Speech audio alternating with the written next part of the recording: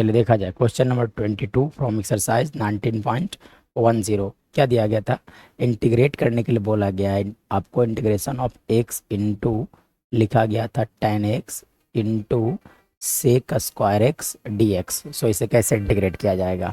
चलो अब इसे इंटीग्रेट करने के लिए आप यहाँ पे देखो दो तरह के फंक्शंस हैं। एक सेक अलजेब्रिक फंक्शन है 10 into sec square, that is trigonometric function. जब दो तरह के डिफरेंट फंक्शंस होते हैं तो वहाँ पे हम लोग को लगाना इंटीग्रेशन बाय पार्ट्स, मतलब इंटीग्रेशन ऑफ u इंटू भी। तब कैसे किया जाता है?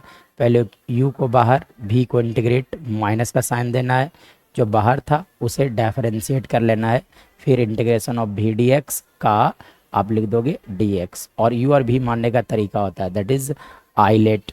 अब इस सीक्वेंस जो पहले आएगा उसे हम लोग को u बोलना है, जो बाद में आएगा वो v होगा। मतलब x इज अलजेब्रिक फंक्शन और 10x into sec square that is trigonometric function. So ये v हो जाएंगे, मतलब x u हो जाएगा। तो देखो फार्मूला क्या होता है, पहले u को बाहर किया जाता है तो u को आप बाहर कर लो, v इंटीग्रेट मतलब 10x इंटू आप समझ सकते हो sec square x d x को इंटीग्रेट करना होगा, फिर माइनस का साइन डालना है, फिर देखो जो बाहर था उसे डिफरेंशिएट कर लेना है तो डी एक्स, फिर इंटीग्रेशन ऑफ आपके लिख दोगे 10x इंटीग्रेशन ऑफ आप लिख सकते हैं यहाँ से इंटीग्रेशन ऑफ 10x इंटू आप लिख सकते हो sec square x d x का होल आप समझ सकते हो dx यहाँ से लिखा जा सकता है। So you can write here whole dx, ठीक है ना।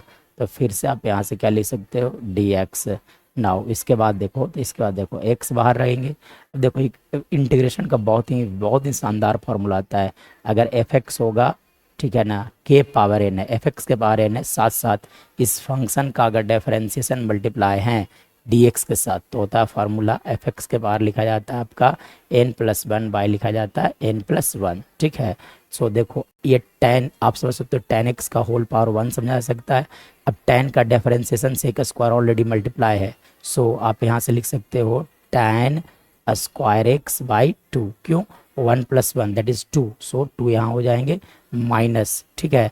अब देखो ये dx का डिफरेंशिएशन x के रिस्पेक्ट में दैट इज 1, x का डिफरेंशिएशन x के रिस्पेक्ट में 1 हो जाएंगे, और यहाँ से इंटीग्रेशन जो लिखा जाएगा that will be equal to 10 square x by 2 dx लिखे जा सकते हैं। नाउ इसके बाद देखा जाए तो ये तो पहला फंक्शन का इंटीग्रेशन हो चुका है बाई 2।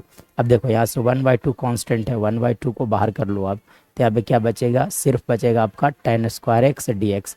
अब इसे कैसे इंटीग्रेट किया जाएगा? अब इसे इंटीग्रेट करने के लिए अब आप क्या करो, यहाँ से एक सिंपल सा लॉजिक लगाओ कि देखो कि है ना 1 प्लस 10 स्क्वायर थीटा लिखा जाता है सेक स्क्वायर थीटा, और यहाँ से अगर 10 स्क्वायर थीटा का वैल्यू कैलकुलेट करोगे तो that will be equal to sec square theta -1।